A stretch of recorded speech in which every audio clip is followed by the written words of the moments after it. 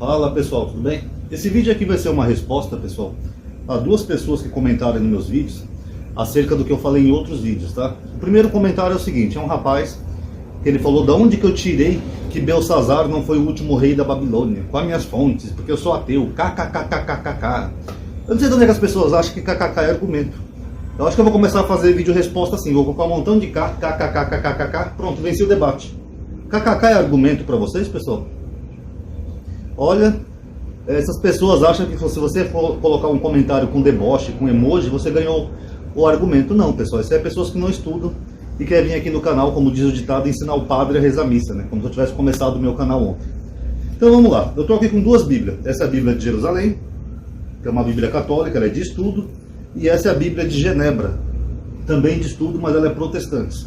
Qual é a diferença? Por que eu falo que essa Bíblia é católica e essa aqui é protestante? Porque essa aqui foi feita pela Igreja Católica.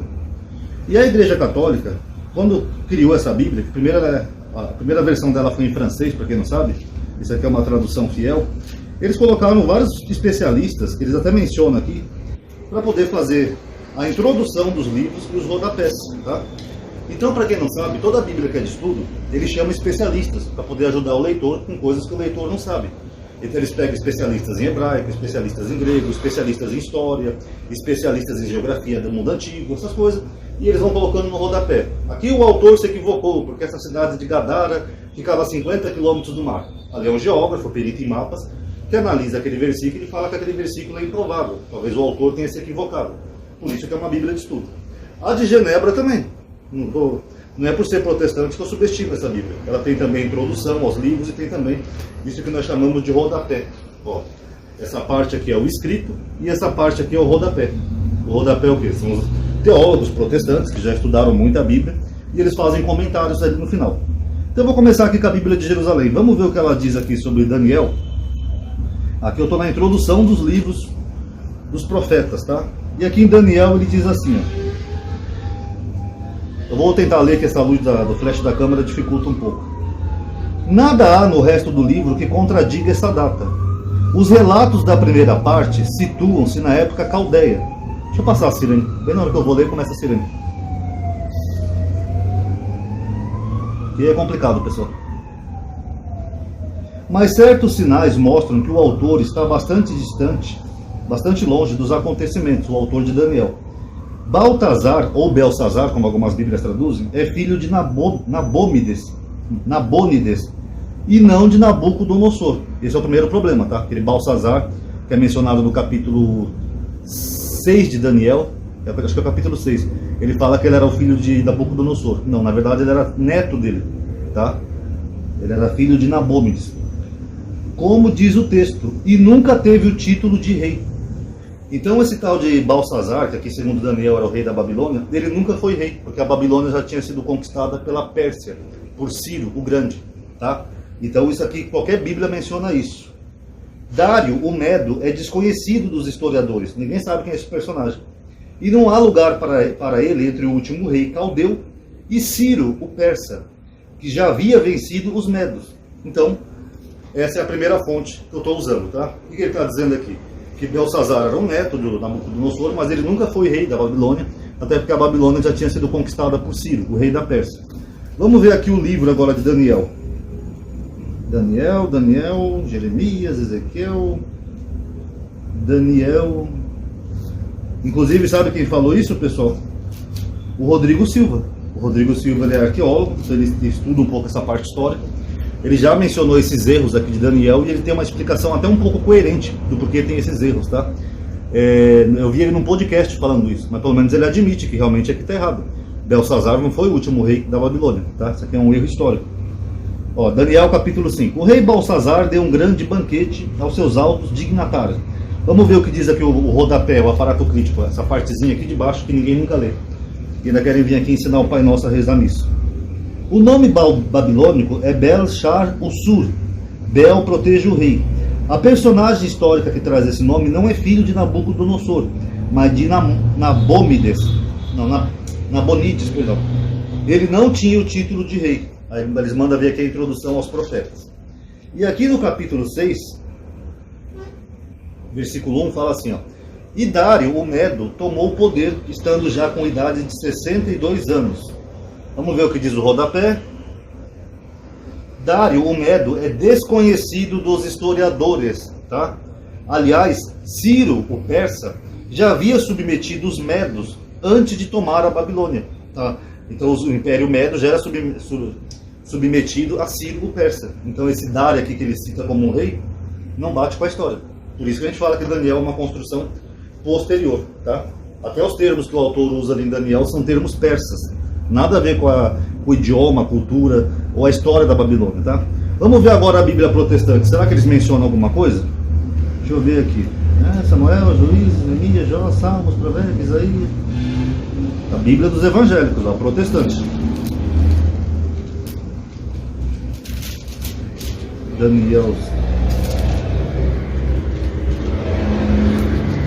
Daniel 5.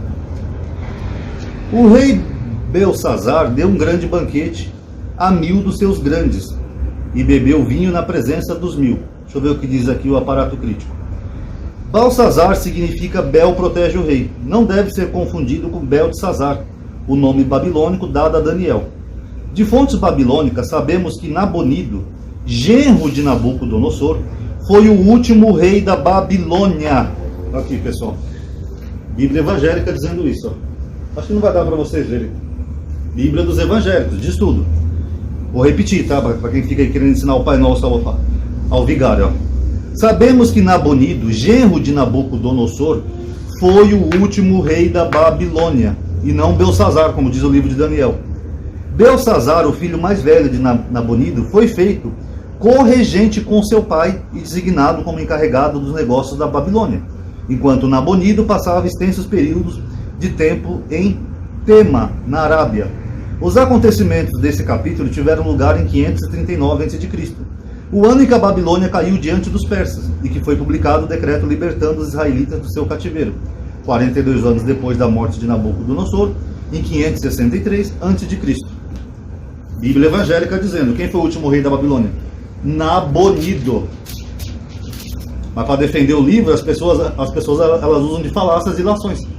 As pessoas não têm nem sequer o trabalho de fazer um estudo histórico. Então, como eu falei para ele, então todos os historiadores estão errados. Até o Rodrigo Silva está errado. Esses comentaristas aqui, ó, não sabem de nada. São os ignorantes de história. Estão todos ignorantes. Ficaram anos estudando história e não sabem nada. Vamos ver aqui Daniel 6.1. Pareceu bem a Dário construir o reino a 120 satrapas que estivessem por todo o reino. Vamos ver aqui Dário, rodapé. Embora seja verdade que Dário Medo não seja citado em outras fontes históricas, ele não é citado em nenhuma fonte histórica, ainda existentes fora das escrituras, e que não há nenhum intervalo, preste atenção, não há nenhum intervalo entre Belsazar, Nabonido, sendo Nabonido foi o último rei, e a ascensão de Ciro persa. O que eles querem dizer? Que o último rei foi Nabonido e Persa já foi lá e dominou o lugar. Não tem esse intervalo para ter esse outro, para ter tido esse Dário, o Medo, tá? Porque a Pérsia já tinha conquistado a Média também.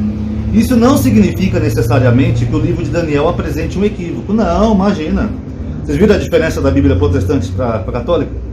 Muito provavelmente Dário Medo era um título real para Ciro Amadinho, fundador do Império Persa. É possível também, embora não seja tão provável, que esse fosse uma designação para Gobrias, um general que deserdou de Nabucodonosor, alistou-se sob Ciro e liderou a conquista da Babilônia pela Pérsia, sendo posteriormente designado por Ciro como um governador dos territórios babilônicos que haviam sido conquistados pelos persas. Então aqui ele apresenta duas hipóteses para explicar por que tem um personagem aqui que não existe na história. E para finalizar, eu só vou ler aqui no comecinho para vocês, pessoal, sobre Levítico. Cadê?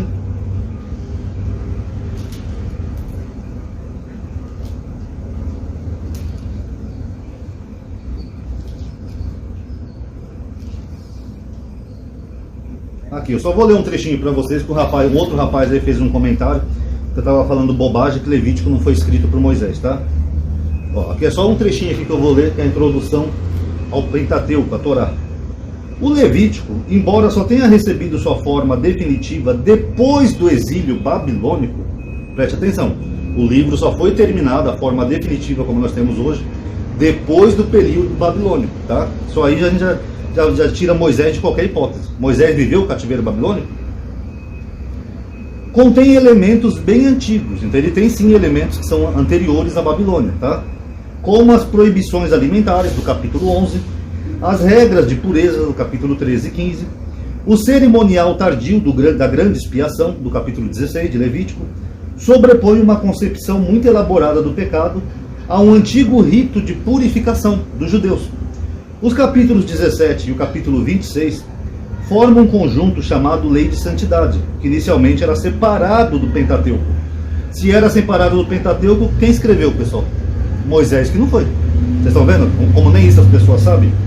Essa lei reúne elementos diversos, alguns dos quais podem remontar à época nômade. A época nômade, para quem não sabe, seria anterior até a Moisés, tá? Essas tais leis de santidade. O capítulo 18, como o capítulo 18, outros são ainda pré-exílicos, outros mais recentes. Ou seja, alguns são mais antigos e outros são mais recentes. Uma primeira coleção se formou em Jerusalém, pouco antes do exílio. Coleção essa que o profeta Ezequiel pode ter conhecido, com muitos contatos de linguagem e de conteúdo com a lei de santidade, que era separado da Torá. Então não era de Moisés, tá?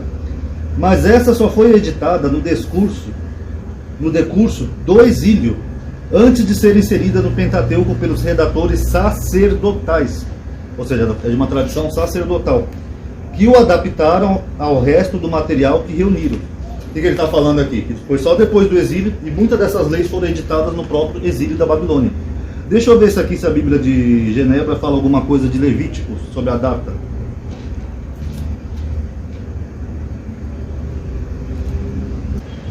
Levítico relata as palavras de Deus a Moisés e a seu irmão Arão, mas não diz como essas palavras foram registradas da forma escrita.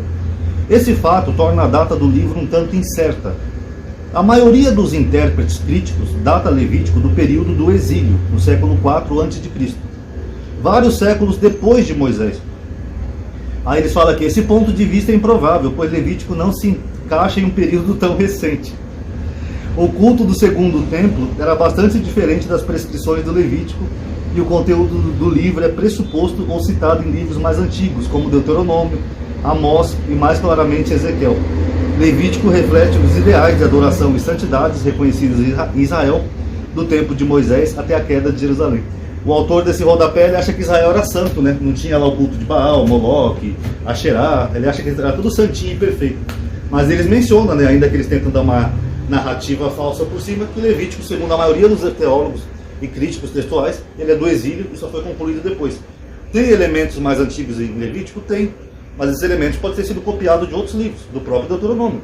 O autor de Levítico conhecia Deuteronômio, porque Deuteronômio é bem mais antigo, ele pode ter inserido coisas que estavam em Deuteronômio em Levítico, que nem Ezequiel. Ezequiel, se você pegar ali a chamada Torá de Ezequiel, né, do capítulo 40 em diante, ele pega coisas que estão em Deuteronômio e ele coloca no seu livro. Então isso não prova nada, tá? Então, para finalizar, pessoal, estudem, tá? Quem acha que está vindo aqui ensinando o padre a rezar missa, isso aqui eu estudo há anos, isso daqui, fora as outras fontes que eu tenho, a parte histórica, tal, aqui são só bíblias, tá? Então não adianta, se a pessoa acreditar que só porque a Bíblia fala que Belsazar era o último rei da Babilônia, ou acreditar que Moisés é o autor de Levítico, desculpa, esse canal não é para vocês, esse canal é para quem estuda, para quem pesquisa, pega livros históricos, lê outros autores, vê as próprias Bíblias de estudo, que bem ou mal elas são um pouco mais honestas, e realmente, então, se eu estou sendo um herege por dizer essas coisas, vocês pegam essas duas Bíblias aqui, ó. Se você é católico, você pega a sua Bíblia católica, se você é protestante, você pega a sua Bíblia protestante e joga fora, porque eles estão dizendo o mesmo que eu disse para vocês, e são teólogos católicos e protestantes. Por que eles têm esse ponto em comum? Porque eles estudaram, não vivem de ilações e no mundo de fantasia como esse pessoal aí, que acreditar que Moisés no deserto e escreveu 5 livros da Bíblia, ou acreditar que Daniel, com tantos erros que tem no livro, estava lá na Babilônia, sendo que não condiz nada com a Babilônia o livro, tá bom? Quem gostou, dá like aí, pessoal, você vai ajudar a aumentar o alcance da atividade, tá bom? Obrigado por ter assistido, paz a todos.